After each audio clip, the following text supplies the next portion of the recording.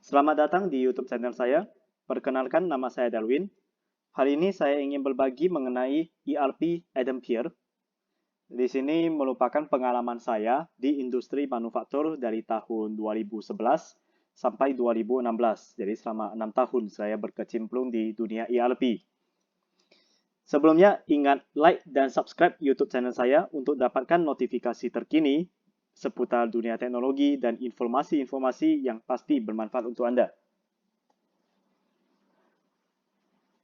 Pengalaman saya di industri manufaktur tersebut awal mulanya adalah sebagai ERP developer, jadi belajar ERP Adam Peer, kemudian menyesuaikannya dengan kebutuhan bisnis di industri manufaktur tersebut. Nah, tetapi tidak semua modul di dalam ERP Adam Peer bisa digunakan, oleh karenanya ada juga dilakukan customization. Kemudian sembari itu saya juga sebagai sistem analis, yaitu analisa apa-apa saja utility yang butuh ditambahkan sebagai pelengkap dari ERP Adam Peer. Dan terakhir, saya dipercaya sebagai IT Manager untuk memegang Departemen IT dan memastikan IT bisa memberikan layanan yang optimal kepada semua departemen yang ada di industri manufaktur tersebut.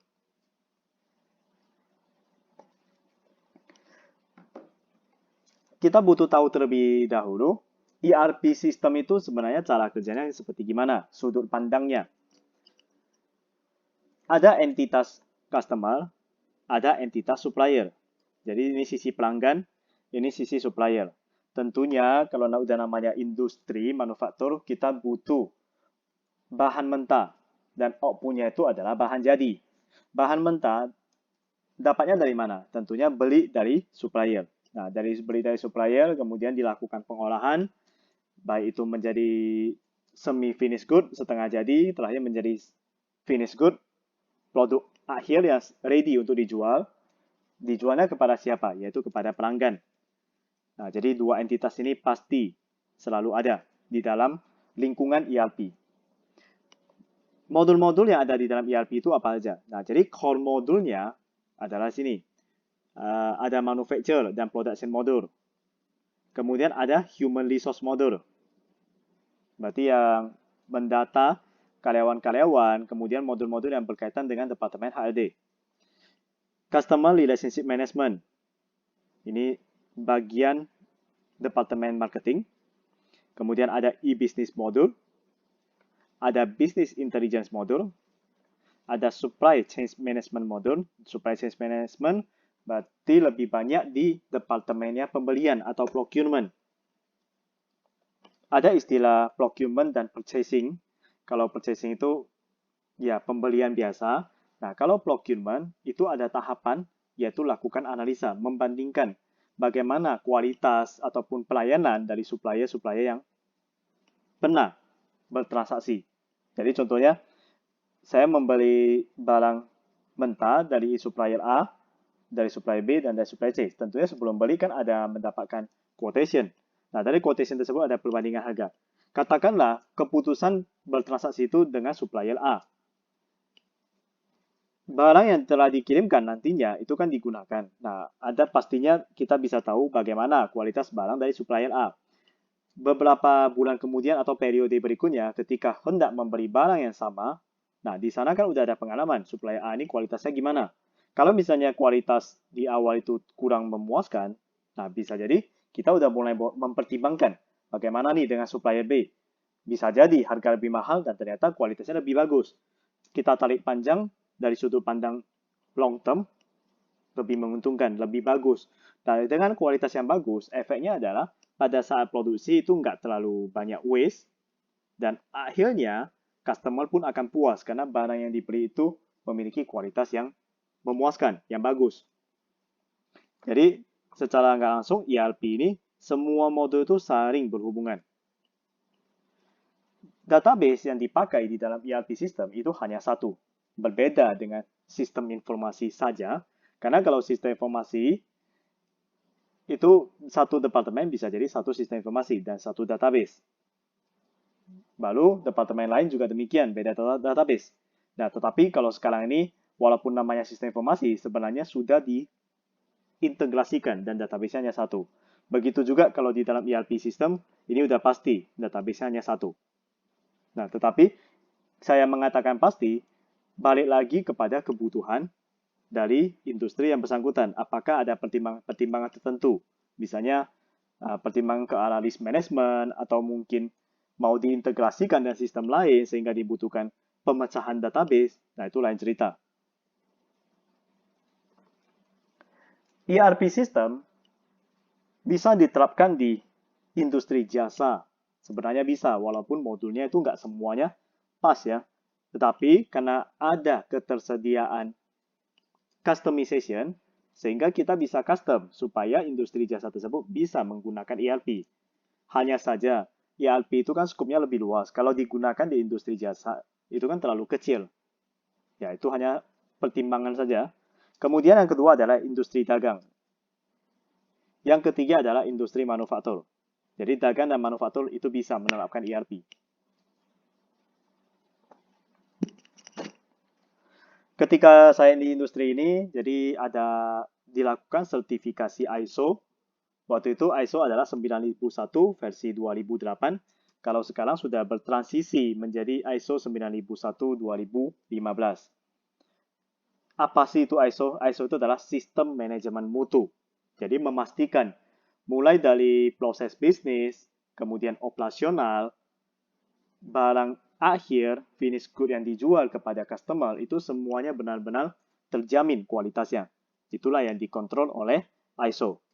Akan tetapi, 2008 dan 2015 itu kita harus tahu bahwasanya memiliki perbedaan.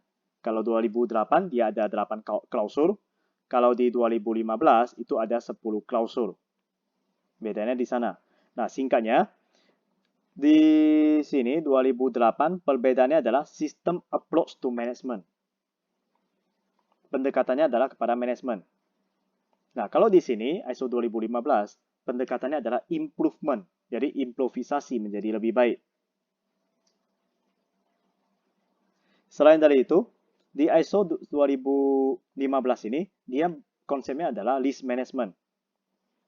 Jadi, benar-benar manajemen resiko. Semua prosedur itu adalah risk management. Baik, saya tidak lanjut kepada 2015 ini, tetapi karena di industri manufaktur saya fokusnya adalah di 9001-2008, maka saya akan menjelaskan sedikit apa sih ISO di 9001-2008 waktu itu.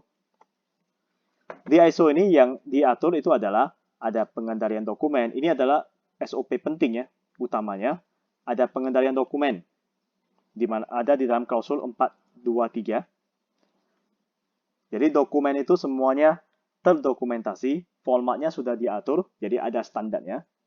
Dokumen itu adalah form. Form itu kalau tidak ada data kan percuma. Nah, di sinilah ada namanya pengendalian rekaman yang diatur dalam klausul 424. Form tersebut yang diintegrasikan, yang dimasukkan ke dalam ERP Adam Parent. Jadi di print out hasilnya itu adalah sesuai dengan format dokumen tersebut. Nah, mengenai data itulah yang disebut sebagai rekaman atau record. Ada departemen audit internal yang memastikan bahwasanya data yang dimasukkan, kemudian form itu semuanya sesuai dengan standar ISO. Kalau audit internal, SOP-nya diatur dalam klausul 822. Ada pengendalian ketidaksesuaian di klausul 83. Ada tindakan kolektif, klausul 852, dan ada tindakan pencegahan, preventif, di klausul 853. Jadi ini adalah SOP penting yang harus ada di dalam ISO 9001-2008. Jadi diterapkan di semua departemen. Jadi dari SOP yang diterapkan adalah di departemen procurement, pembelian, dan logistik. Beda procurement dan logistik ini sama-sama pembelian, hanya saja kalau di logistik dia fokusnya adalah ada proses ekspor ataupun import. Jadi departemen yang ngurus sampai ke sana, ekspor import. Kalau procurement, ibaratnya hanya membeli barang yang ada di dalam negeri, bisa jadi dalam kota, tetapi tidak tertutup kemungkinan mau beli dari luar negeri pun memungkinkan. Kemudian ada departemen warehouse atau gudang, di mana departemen ini yang menjaga barang-barang raw material atau bahan mentah yang akan digunakan untuk produksi nantinya. Kemudian ada departemen production. Ini udah jelas yang bertugas mengconvert, memproduksi atau mengubah bahan mentah menjadi bahan jadi. Dalam produksi ini, kita butuh tahu ada dua jenis. Apakah continue atau discrete. Kalau continue, berarti bahan mentah yang dimasukkan ke dalam mesin itu tidak langsung keluar di hari itu juga. Jadi bisa membutuhkan waktu 1-2 hari, bahkan 1 minggu. Itu adalah continue. Berbeda dengan discrete, barang yang dimasukkan udah pasti bisa langsung keluar. Ya, memang secara lapangan bisa lebih dari 1 hari. Tetapi perbedaannya dari sana. Atau singkat kata, continue itu perjalanan dari pada saat masuk ke mesin A, dia kan diproses nih. Di pertengahan bisa jadi ada penambahan air dan lain sebagainya. Dan butuh pematangan. Pematangan berarti bahan mentah tersebut yang sudah diolah, butuh didiamkan terlebih dahulu selama beberapa periode, baik itu hitungan waktu, jam, hari, ataupun minggu di dalam mesin tersebut, barulah dikeluarkan. Jadi Departemen QC yang bertugas Quality Control, kemudian Departemen Sales and Marketing, bagian penjualan dan marketing, dan yang terakhir masuk ke accounting. Selain dari departemen ini, ada Departemen IT juga bisa menerapkan, maksudnya bisa menggunakan ERP Adam Pierre, begitu juga audit, dan lain sebagainya. Di dalam industri manufaktur ada komite yang disebut PPIC. Jadi beberapa orang yang kompeten dari masing-masing departemen, tetapi harus berhubungan dengan akhir, the ending of the production. Nah, itu akan dibentuk menjadi satu tim yang namanya PPIC. Di mana dalam PPIC tersebut mereka sering membahas mengenai apa masalahnya, apa yang bisa dioptimasi, bagaimana sistem itu bisa diimprovisasi supaya bisa mempercepat proses produksi sampai kepada kualitas, baik itu kualitas produk ataupun kualitas operasional. Ini adalah gambaran atau environment dari ERP Adam Pierre. Jadi ini yang saya kembangkan dulu. Ini ada modul IT, ada modul procurement, pembelian. Modul logistik ini saya pecah, alasannya adalah ada beberapa bagian, jadi ini ada purchase order. Kalau di logistik, ada logistik purchase order, di mana proses bisnisnya agak berbeda. Bukan hanya proses bisnis, dari sisi data yang mau diisi di dalam purchase order atau PO itu pun berbeda. Oleh karenanya harus dipecah modulnya. Kemudian ada modul bagian retur, khusus retur. Kemudian ada weighing, jembatan timbang. Weighing ini bukan menimbang sesuatu dengan menggunakan timbangan biasa, tetapi ada satu tempat di mana di bagian bawah itu telah dipasang mesin yang berkaitan atau bisa diintegrasikan kepada sistem internal di dalam perusahaan. Ketika kontainer masuk ke perusahaan, kan masuk nih naik ke atas jembatan timbang. Nah, berapa ton dari kontainer tersebut langsung bisa ditangkap oleh ERP tersebut. Nah, tetapi dari ERP Adam Pierre, bagian ini ada saya lakukan customization dengan menambah utility tambahan. Dengan koneksi, kalau nggak salah namanya Comport. Kemudian ada requisition, masing-masing departemen kan bisa meminta barang nih. Meminta barang apa? Nah, tim procurement, dia membeli purchase order bukan barang-barang yang hanya digunakan oleh tim production, tetapi barang rumah tangga itu juga harus dibeli, harus disuplai oleh purchase order di sini. Barang rumah tangga seperti gimana? Misalnya pulpen, tisu, buku, intinya adalah general affair. Jadi masing-masing departemen ketika membutuhkan barang umum tersebut, mereka bisa request di sini. Ada storekeeper, yaitu orang yang memegang gudang yang bertanggung jawab atas stok, production dan quality control. Ada intake pit. Intake pit adalah bagian unloading container. Nah, proses unloading, kapan dia memulai unloading, kapan dia selesai unloading, itu juga dibutuhkan datanya untuk ditata, untuk direcord ke dalam ERP Adam Pierre. Alasannya adalah di dalam ISO 9001 versi 2008 tersebut kan dibutuhkan secara detail, namanya saja sistem manajemen mutu. Jadi dari awal sampai akhir itu sangat penting datanya. Lalu inventory move, perpindahan barang dari gudang satu ke gudang lain. Lalu modul sales marketing dan accounting. Dan di bawah ini adalah udah merupakan monitoring, jadi beberapa jenis report yang dibutuhkan. Tadi ini modul, menu-menu apa saja sih? Atau dengan kata lain menu utamanya. Purchase request, permintaan pembelian. Tim procurement, dia tidak boleh sembarang melakukan pembelian barang tanpa adanya dasar. Jadi purchase request, masing-masing departemen ketika membutuhkan barang, mereka akan menerbitkan purchase request yang di-entry ke dalam ERP Adam Peer. Nah, mereka udah entry, habis itu akan di-approve oleh atasan yang bersangkutan. Katakanlah, yang buat purchase request ini adalah departemen HLD, resepsionis yang buat. Nah, dia setelah menginput purchase request, akan di-approve oleh manager HLD. Setelah di-approve, nah, di bagian tim procurement, dia buka ERP Adam Peer, bagian atasnya, ini kan ada workflow activities. Akan muncul angka 1.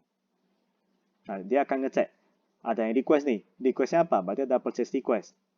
Yang sudah disetujui oleh manajer masing-masing departemen. Barulah dia akan proses purchase order. Bill of lading. Ini dihandle oleh tim logistik. Nah, di sini bill of lading berisi nomor-nomor kontainer yang akan tiba nantinya.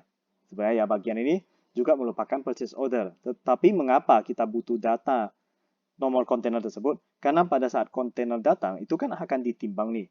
Satu kontainer itu bukan berarti orang yang mengantar barang nanti dibongkar, oh ini nggak cocok, ditutup kembalikan. Nggak bisa. Kalau kontainer, dia masuk ditimbang, selama sealnya itu belum dibuka, itu masih aman. Tapi kalau sealnya udah dibuka, itu nggak bisa seperti packing kembali dan dibalikkan gitu aja. Jadi ada prosedur-prosedur tertentu. Oleh karenanya bill of lading ini harus terdata. Lalu goods receiver note. Orang procurement setelah membeli barangnya, kan akan diberikan kepada orang gudang, sentral. Nah, orang gudang tersebut, orang warehouse, dia terima barang dengan mengantongi purchase order, dia akan ngecek kalau udah cocok, dia secara sistem dia akan terima, yang disebut goods receiver note. Kalau waging bridge, tadi udah dijelaskan, jadi kontainer yang udah tiba, dia akan ngecek kontainer ini nomornya pas nggak yang dengan tertera di dalam bill of lading. Kalau pas, oke, masuk ke jembatan timbang. Dia timbang, lalu masuk ke bagian intake pit, dibongkar. Pada saat udah selesai dibongkar, barulah dia keluar. Nah, pada saat keluar tersebutlah akan ditimbang kontainer kosong tersebut. Jadi selisihnya itu adalah berat dari bahan mentah yang diberi. Itu skenario pertama. Skenario kedua adalah pada saat kontainer masuk dengan isinya, dia akan ditimbang. Habis itu ke bagian intake pit, kontainer dilepas, dia akan ambil kontainer kosong lainnya. Nah, kontainer kosong tersebut dia harus perhatikan lagi berapa nomor kontainer tersebut supaya dia bisa matchingkan nantinya. Kontainer yang masuk ada berapa, kontainer yang keluar berapa. Untuk kontainer yang sama tersebut akan dicari selisihnya. Itulah beratnya. Barang dari intake pit tersebut setelah dibongkar dan proses-proses lainnya, misalnya pembersihan ataupun fumigasi dan lain sebagainya, barulah diakui sebagai stok industri. Nah, stok industri tersebut di bagian orang production, ketika mereka hendak melakukan produksi, kan harus minta nih bahan mentahnya. Mereka terbitkan raw material request. Ini raw material request mirip dengan purchase request. Bedanya kalau purchase request kan orang kantoran. Kalau raw material request ini udah orang lapangan, orang production. Jadi mereka request, barulah nanti akan dikeluarkan barangnya oleh orang gudang. Pengeluaran barang dari orang gudang biasanya bisa menggunakan inventory move. Artinya perpindahan gudang. Dari gudang dia keluarkan barangnya ke gudangnya production. Jadi belum digunakan, ini ada beda ya. Digunakan dengan dipindahkan. Kalau digunakan, secara accounting itu sudah terbentuk cost.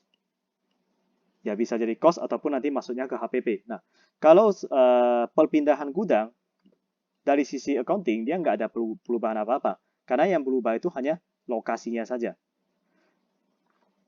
Inventory move setelah masuk ke gudangnya production, barulah bill of material, proses produksi.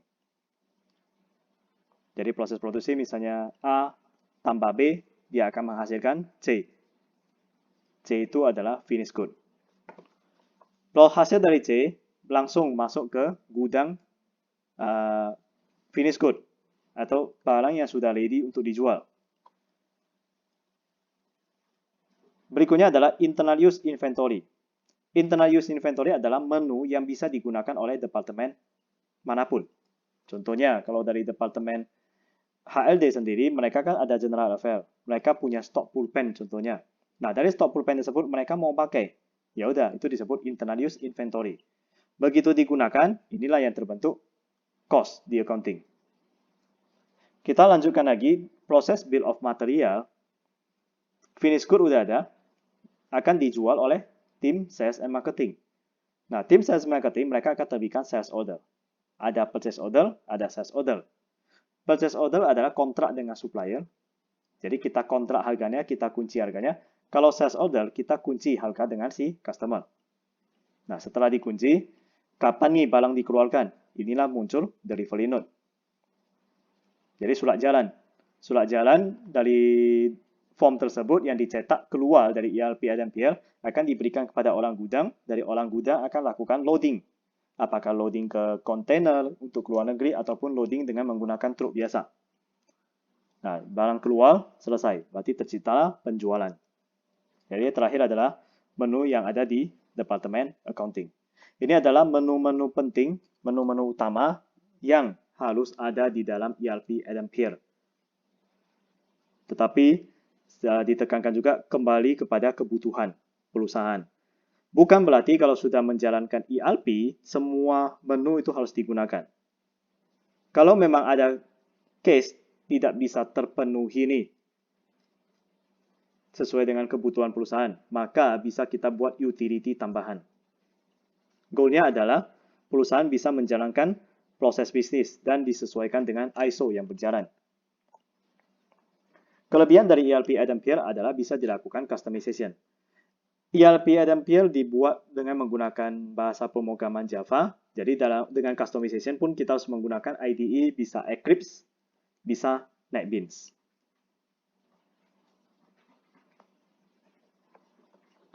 Prinsipnya, ERP menggandeng SCM, Supplier Change Management, dengan supplier, dan menggandeng CRM, Customer Relationship Management, dengan customer. Dari ketiganya ini, di bawahnya yang disebut sebagai e-commerce, yang sekarang ini lagi tren ya, secara online. Jadi penjualan di mana penjualnya itu hanya satu, atau dengan kata lain yang memiliki website tersebut hanya satu orang. Walaupun ada e-commerce, di belakang layar tetap harus ada ERP-nya. Ya, bisa ERP, bisa juga sistem informasi yang dibuat sendiri. Nah, inilah bagian tengah ketiga ini yang dipegang oleh organization untuk kepuasan pelanggan dan juga menjaga supply chain management. Jadi e-commerce ini yang bagian tengah adalah hasil dari e-business yang mengintegrasikan kunci utama dari organisasi yang menghubungkan juga customer beserta supplier. Di belakang layar adalah ERP, yang bagian depan itu adalah e-commerce. Demikian sharing saya hari ini mengenai ERP ADMPL. Semoga bermanfaat dan stay tune terus di YouTube channel saya. Saya Darwin, terima kasih.